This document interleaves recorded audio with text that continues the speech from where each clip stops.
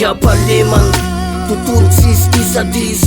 Niasa soratra, avadiko poema ho ango maro anisy. Raha ny dia-peniko ny tanisy, de zay haiko amin'ny dinosy. Mena, iriko paradisa ampahofona ny fankalana. Ny fantrano, le ravitreto sandalana. Tandroreny amin'ny tava ampiara-mona amiko, fara misy ny tsatokanjo, tsika ampiray andoko. Sandofa fisanana maloto namidy, anaty fijery mipana midy, anaty sistema namidy.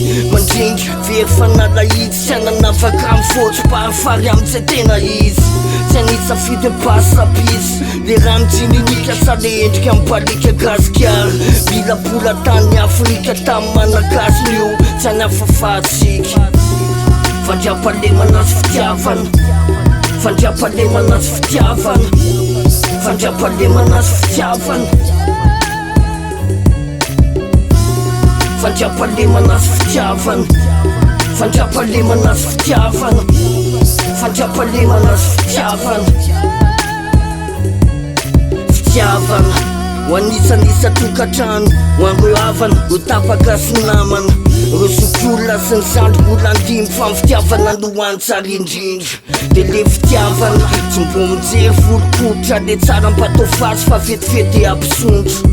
Fahasapana no hanosika, fa na impirimpiry tsy ho laniny ao ansombotra. Fitiavana, zay mifo mistery, ka lasa hery, toy ny tanam-pianto hoan-tany. Le teny, boly tondra mamimamy, le fitiavana mizara no natonga anazy kalokalo. Fitiavana, avy fo, tsy matetiky io namparipary, natao anaty tasy tara fa tsodrano sy mifanirinanao ny tena tsara.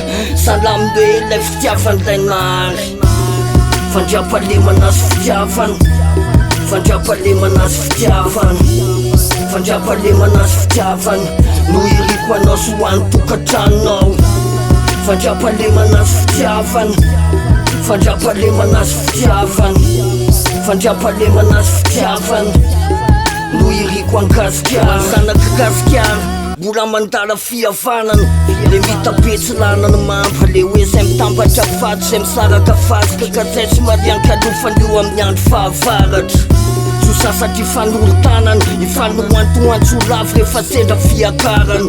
Ho velom-bolo rehefa tojo fiatanana, fandrapalemana sy fitiavana, de mbola piko fihavanana. Fandrapalemana sy fitiavana, de mbola piko fihavanana. Fandrapalemana sy fitiavana, no iriko anao sy hoany tokantranonao. Fandrapalemana sy fitiavana, de mbola piko fihavanana. Fandrapalemana sy fitiavana, no iriko hoany gasikara.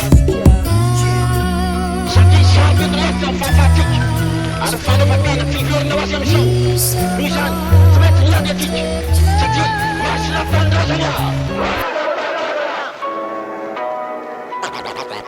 Fantastic.